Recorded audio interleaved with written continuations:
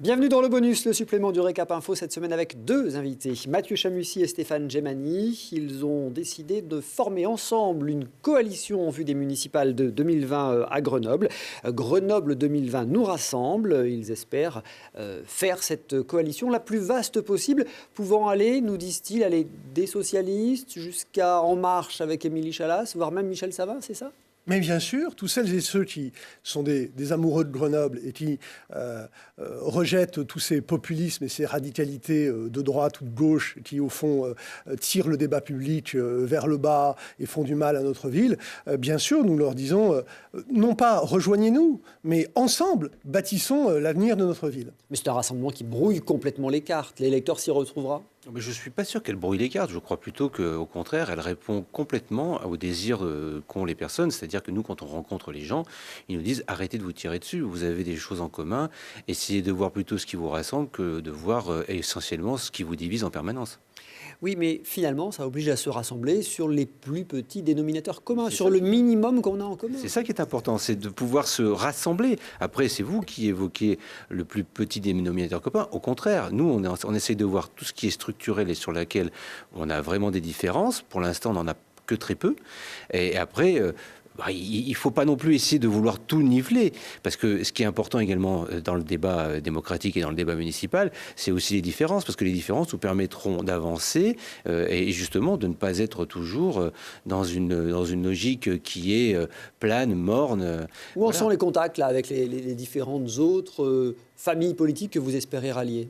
Alors, il y a plus les personnes avec qui on a des contacts qui font partie de ces familles politiques.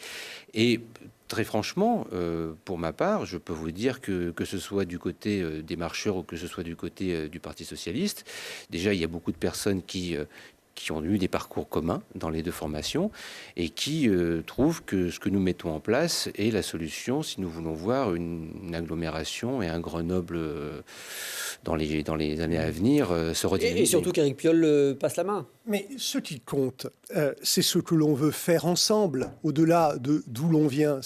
Est-ce qu'on veut aller au même endroit ? Si on prend les grands sujets structurants, si on prend la question de la sécurité, on est d'accord sur ce qu'il faut faire.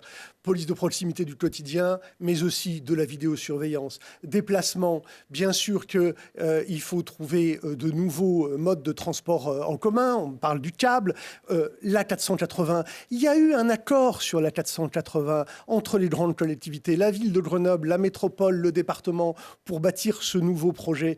Donc on peut avancer d'ailleurs sur l'A480. Moi, j'entends ce débat ubuesque sur 70 ou 90 km/h. Mais sortons de ces dogmes.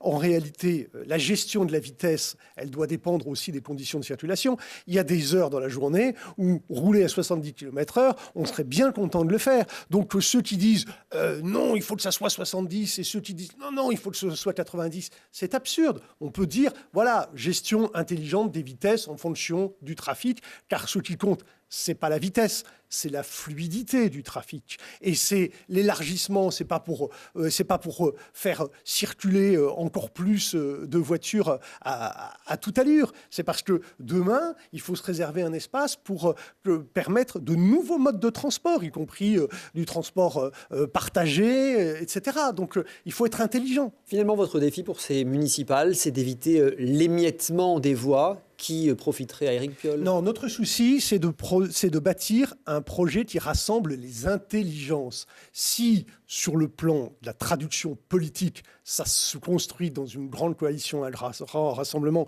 et que donc ça permet une efficacité électorale, évidemment, mais le souci, ce sont le rassemblement des intelligences au service d'un projet en commun. Et vous nous expliquez dans ce Récap Info que la grande coalition dont vous rêvez ne pourra certainement pas inclure ni Éric Piolle ni Alain Carignon. À voir cette semaine dans le Récap Info sur Télé Grenoble.